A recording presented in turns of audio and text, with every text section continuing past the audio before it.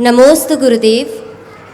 मेरा प्रश्न यह है कि सफलता की सीढ़ियाँ चढ़ते चढ़ते मन में घमंड सा आ जाता है और कभी कभी जब असफलता मिलती है तो मन बिखर सा जाता है, तो ऐसे में नौकरी में स्थिरता और संभाव कैसे बनाए रखें गुरुदेव?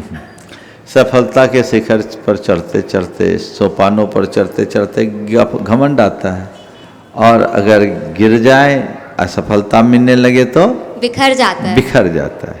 देखिए, ये सब चीज़ें होती हैं और उसके भीतर होती है जिसे अध्यात्म की समझ नहीं होती।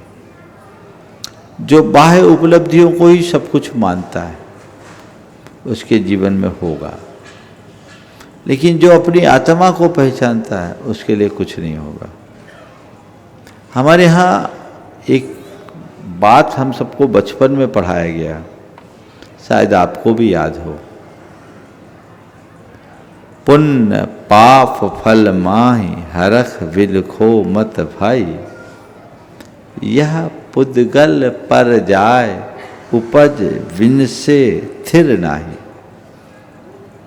यह हम सबको बचपन में पढ़ाया गया है कि पुण्य और पाप के फल से हर्ष और विषाद मत करो, ये पौद्गलिक है, क्षण मंगुर है, कभी भी नष्ट हो जाने वाला है। या पुद्गल पर जाए उपज विन से थिर नाही, उत्पन्न होकर के नष्ट हो जाएगा। आज है कल रहे न रहे कोई पता नहीं। राजा को रंग बनते और रंग को राजा बनते कोई देर लगती है क्या? नहीं। करोड़पति रोडपति बन जाता है, रोडपति को करोड़पति बनते देर नहीं लगती। भिखारी सम्राट बन जाता है, सम्राट को भिखारी बनते देर नहीं लगती। ये संसार का खेल बड़ा विचित्र है। अर्श से फर्श पर और फर्श से अर्श पर आने में कोई देर नहीं लगती, कोई पतियारा नहीं कब किसकी लॉटरी खुले और कब किसकी लुटिया डूबे, वो ठिकाना है। अचानक किसी की लॉटरी खुल सकती है और अचानक किसी की लुटिया डूब सकती है। चक्र अंदर का है। हम कर्ता नहीं हैं, हम निमित्त हैं। जब तक जीवन और जीवन की व्यवस्था को समग्रता से नहीं समझोगे, ऐसी दुविधाएं बनी रहेगी।